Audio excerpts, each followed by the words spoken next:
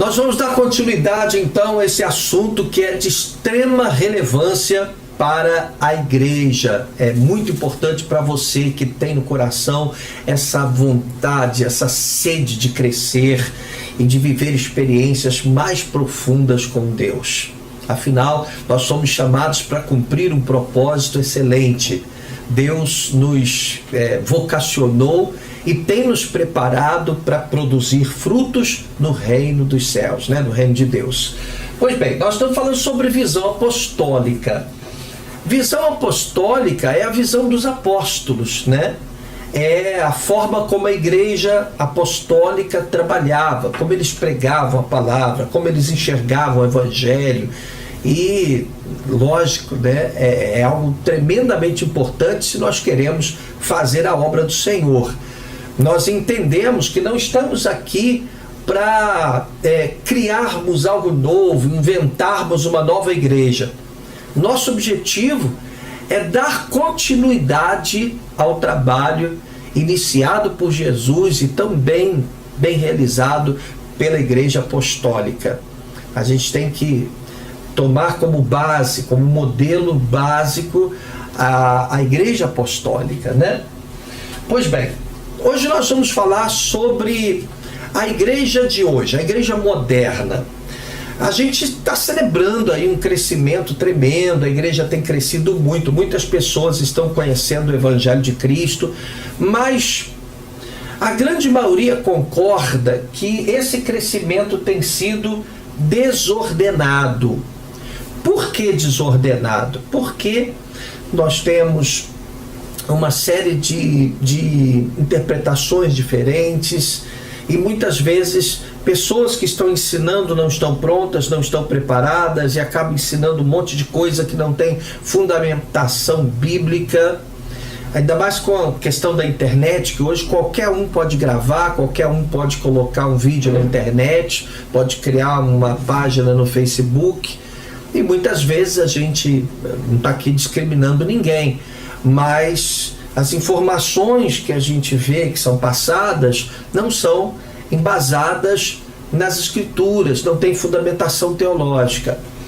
Então nós temos um crescimento desordenado, uma igreja que está crescendo, mas está cheia de problemas. Poderíamos dizer que a noiva de Cristo, que é a igreja, está enferma e precisa ser tratada. Outro problema grande que nós enfrentamos são as influências externas. O que chamamos de influências externas? São influências que a gente recebe normalmente através da internet. A gente hoje está lidando muito com isso, tem sido motivo de muitas reuniões, discussões de pastores, de líderes, uma preocupação muito grande, porque hoje, se por um lado a internet nos permitiu levar o evangelho a muitas pessoas, falar de Jesus para muita gente, edificar a igreja através de WhatsApp, Face, Instagram, YouTube. Por outro lado, essas redes sociais, a mídia social, trouxe também a possibilidade ainda maior da igreja sofrer influências externas. Então você, por exemplo, chega numa igreja e diz para um casal que eles só podem fazer sexo depois do casamento. Mas não é o que eles estão assistindo diariamente na televisão, nas redes sociais. Você chega para um jovem e diz: olha, nós respeitamos demais os homossexuais, sabemos que é uma prática absurdamente comum nos últimos tempos, muito mais do que deveria, mas nós respeitamos, mas não é bíblico, nós não podemos, não há como um cristão que tem temor a Deus e que quer servir ao Senhor ter uma relação homossexual. Mas aí os membros da igreja vão para as mídias sociais, vão para a televisão, vão para essas ferramentas que tanto servem para a propagação do evangelho, como servem também para trazer influências externas.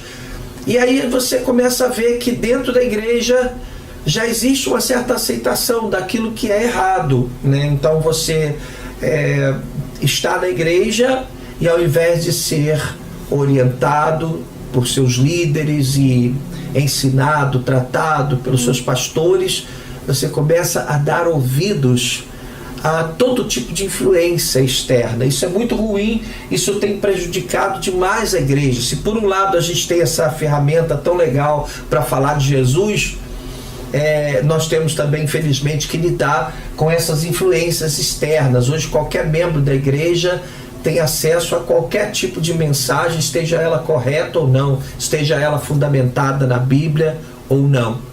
Né? Outro dia nós estávamos conversando sobre as nossas crianças, né? Crianças da igreja.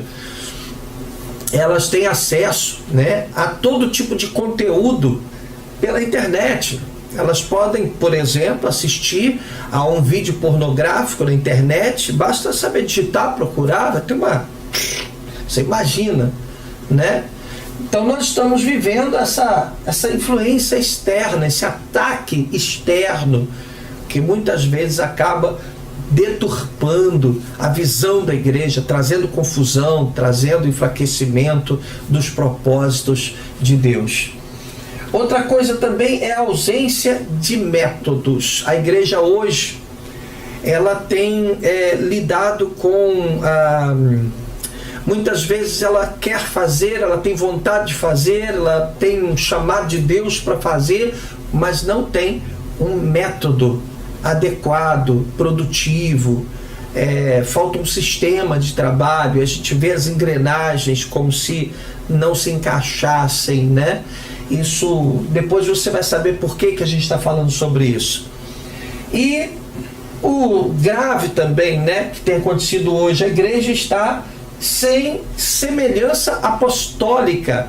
Ora, se nós temos que dar continuidade ao trabalho de Jesus e dos apóstolos, era necessário que a igreja apresentasse semelhanças apostólicas. Quer dizer, a gente tem que começar a ter alguma semelhança com aqueles que antes de nós foram chamados para pregar a palavra.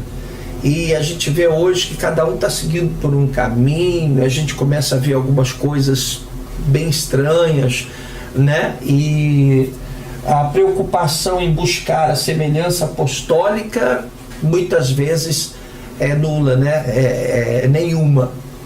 E eu quero deixar bem claro para você que tem esse desejo no teu coração de fazer a obra de Deus, que a igreja moderna, a igreja de hoje, ela tem obrigação, ela tem o dever de buscar a semelhança apostólica, de se tornar cada vez mais parecida com a igreja dos tempos apostólicos.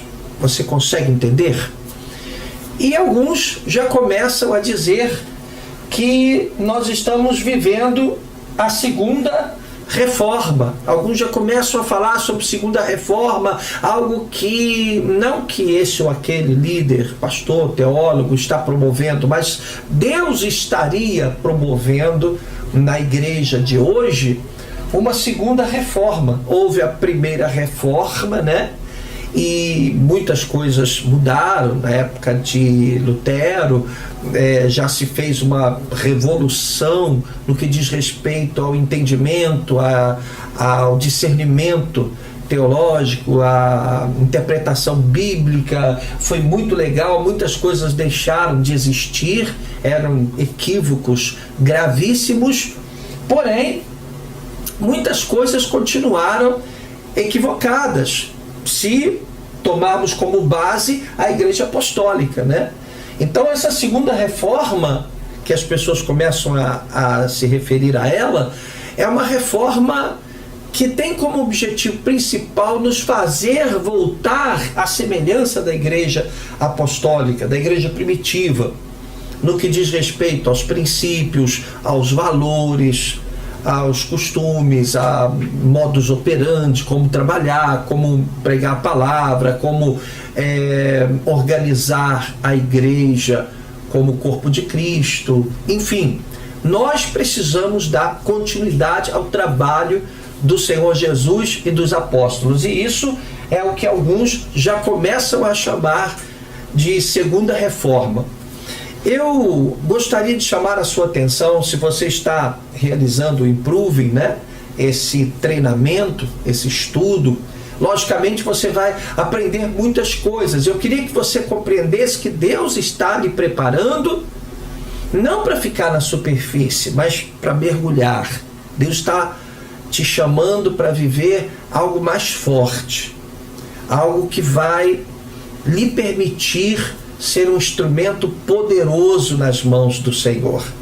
Então você precisa entender que a igreja de hoje, apesar de ter crescido em quantidade e apesar dos muitos bons ministérios que a gente vê por aí, se formos considerar como um todo, é uma igreja que praticamente está enferma.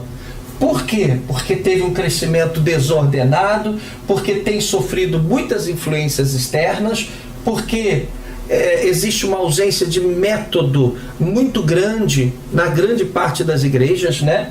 E é uma igreja que infelizmente não vem buscando a semelhança apostólica.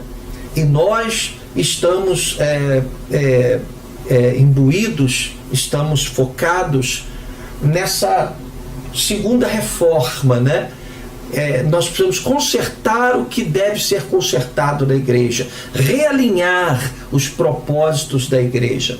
Se o trem saiu do trilho, a gente tem que pegar o trem e colocar de novo no trilho, porque grande é a responsabilidade que nós temos diante de Deus. Você tem sua família para ganhar para Jesus, tem seus amigos que precisam conhecer o amor de Deus, que é tão tremendo, tão maravilhoso, né? E a gente tem que saber como fazer isso. A gente tem que estar preparado para fazer isso. A gente tem que atender às expectativas de Deus para que Ele possa nos usar e que muitas vidas sejam alcançadas através de nós. Deus abençoe você. Te vejo no nosso próximo vídeo.